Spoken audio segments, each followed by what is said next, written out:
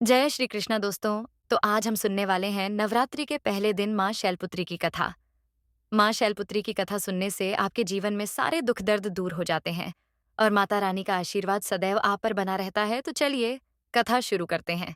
यदि दोस्तों आपने अभी तक हमारे YouTube चैनल को सब्सक्राइब नहीं किया है तो सब्सक्राइब करें और बेल आइकन को जरूर दबाएं, क्योंकि इससे हमारी आने वाली सभी वीडियो का नोटिफिकेशन आप तक पहुंच जाएगा।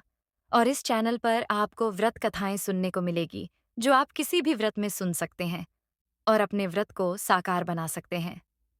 तो चलिए कथा शुरू करते हैं। पौराणिक कथा के अनुसार पूर्व जन्म में मां शैलपुत्री का नाम सती था और वे भगवान शिव की पत्नी थीं। एक बार सती के पिता प्रजापति दक्ष ने एक यज्ञ करवाया और उसमें तमाम देवी देवताओं को शामिल होने का निमंत्रण भेजा। सती भी उस यज्ञ में जाने के लिए व्याकुल थीं। हालांकि प्रजापति दक्ष ने सती और भगवान शिव को आमंत्रित नहीं किया, इसलिए भगवान शिव वहां नहीं जाना चाहते थे। भगवान शिव ने सती से कहा कि प्रजापति दक्ष ने उन्हें आमंत्रित नहीं किया है, इसलिए वहां जाना उचित नहीं है। लेकिन सती नहीं मानी और बार बार यज्ञ में जाने का आग्रह करती रहीं। ऐसे में भोलेनाथ मान गए और उन्हें यज्ञ में जाने की अनुमति दे दी।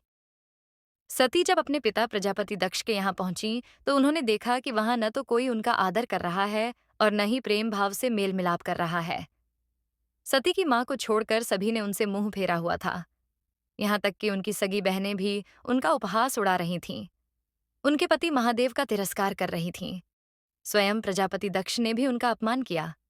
सती सबका ऐसा रवैया बर्दाश्त नहीं कर पाईं और अंदर से बहुत दुखी हो गईं। उनसे पति का अपमान सहन न हुआ। इसके बाद सती ने ऐसा कदम उठाया जिसकी कल्पना स्वयं दक्ष प्रजापति ने भी नहीं की थी। सती ने उसी यज्ञ में कूदकर आहुति दे दी और भस्म हो गईं। उन्होंने अपने प्राण त्याग दिए। जैसे ही भगवान शिव को यह बात पता चली, वे क्रोधित हो गए। उनके गुस्से की ज्वाला ने यज्ञ को ध्वस्त कर दिया। कहते हैं कि सती ने फिर हिमालय की पुत्री के रूप में जन्म लिया और वहां जन्म लेने की वजह से ही इनका नाम शैलपुत्री पड़ा। और इसी के साथ हम जानेंगे कि माँ शैलपुत्री को कौन कौन सी चीज सबसे ज्यादा प्रिय है। तो चलिए जानते हैं।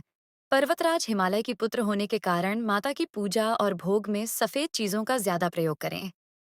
माता को सफेद फूल और सफेद वस्त्र ही अर्पित करें। इसके साथ ही माता को सफेद मिष्ठान का ही भोग लगाएं। माता शैलपुत्री की पूजा करने से कुंवारी कन्याओं को सुयोग्य वर की प्राप्ति होती है और घर में धन धान्य की कमी नहीं होती है। माता के इस स्वरूप को जीवन में स्थिरता और दृढ़ता का प्रतीक माना जाता है। शैल का अर्थ होता है पत्थर और पत्थर को सदैव अडिग माना जाता है। और आगे जानेंगे कि माँ शैलपुत्री की पूजा किस प्रकार करनी चाहिए। तो चलिए जानते हैं। शारदीय नवरात्रि के प्रथम दिन ब्रह्म मुहूर्त में उठकर स्नानादि से निवृत्त स्वच्छ वस्त्र धारण करें और फिर चौकी को गंगा जल से साफ करके माँ दुर्गा की मूर्ति या फोटो स्थापित करें। पूरे परिवार के साथ विधि विधान के साथ कलश स्थापना की जाती है। घट स्थापना के बाद माँ शैलपुत्री का ध्यान करें और व्रत का संकल्प लें। माता शैलपुत्री की पूजा षोडशोपचार विधि से की जाती है। इनकी पूजा में सभी नदियों, तीर्थों और दिशाओं का आह्वान किया जाता है। इसके बाद माता को कुमकुम और अक्षत लगाएं। इसके बाद सफेद, पीले या लाल फूल माता को अर्पित करें। माता के सामने धूप दीप जलाएं और 5 देसी घी के दीपक जलाएं। इसके बाद माता की आरती उतारें और फिर शैलपुत्री, माता की कथा, दुर्गा चालीसा, दुर्गा स्तुति या दुर्गा सप्तशती आदि का पाठ करें। इसके बाद परिवार समेत माता के जयकारे लगाएं और भोग लगाकर पूजा को संपन्न करें।